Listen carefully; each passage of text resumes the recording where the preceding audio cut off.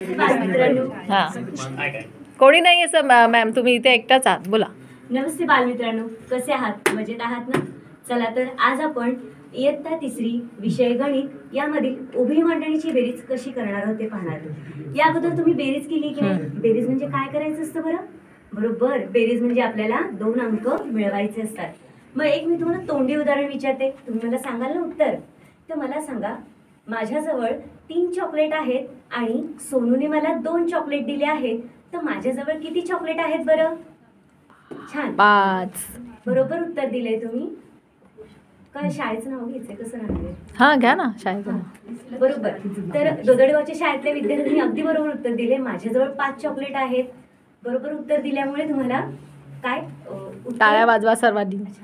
बरोबर उत्तर दिलं आहे. तर आपण हे लेखी स्वरूपात कसं करायचंय, आपल्या वहीमध्ये हे कसं लिहायचं आहे हे मी आता तुम्हाला शिकवते. चला तर बघूया, फळ्याकडे जाऊया.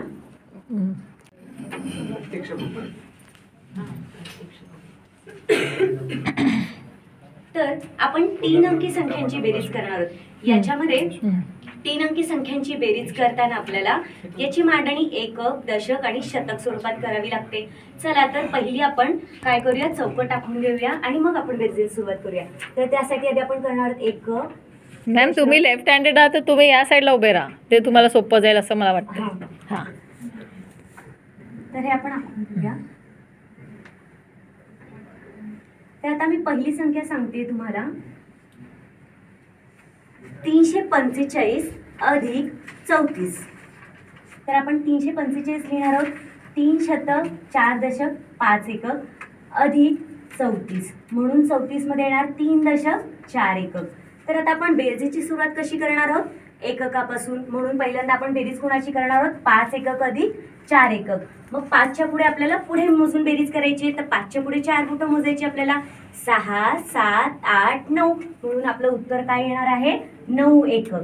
आता एककानंतर आपल्याला कोणती बेरीज करायची आहे, दशकाची. म्हणून दशकात आपले किती आहे, 4 दशक अधिक 3 दशक. मग बेरीज करताना आपण 4च्या पुढे 3 बोटं मोजणार आहोत. तर 4च्या पुढे आहे 5 6 7 म्हणून आपण लिहिणार आहोत उत्तर 7 दशक. आणि 3 शतक इथे काही आहे का मिळवायला, काहीच नाही, म्हणून आपण 3 शतक तसेच लिहिणार आहोत. चला तर माझ्यासोबत गणित वाचायचं आपल्याला. 345 अधिक 34 बरोबर 379. अगदी छान, तुम्ही तुमच्या वहीमध्ये आता हे लिहून घ्यायचे उत्तर. Thank you ma'am. आणि मग तुम्ही पण असंच करता कधी कधी. पण आता त्या गाण्यामध्ये आपण घड्याळात म्हणतोय की नाही, घड्याळ काय करते बरं, आपल्याला वेळ सांगते. मग या वेळेमध्येच काय आहे, कालमापन आहे. मग कालमापन शिकताना आपल्याला काय करायचंय, अशा पद्धतीने घड्याळ आहे की नाही, हे घड्याळ तुमच्या प्रत्येकाच्या घरामध्ये असतं. वेगवेगळ्या प्रकारची घड्याळे पाहिलीत तुम्ही, त्यापैकी हे एक घड्याळ आहे. आणि या घड्याळामध्ये आपल्याला एक एक तास कसा तयार होतोय हे आज शिकायचं आहे. चला तर मग शिकूया बरं. बघा तुम्ही माझ्याकडे या घड्याळामध्ये तुम्हाला किती अंक दिसत आहेत, 1 पासून सुरुवात होत आहे ते 12 पर्यंत अंक आहेत. म्हणजे घड्याळामध्ये 12 अंक आहेत. का बरं 12? कारण दिवस हा 12 तासाचा असतो आणि 12 तासाची रात्र असते. असा मिळून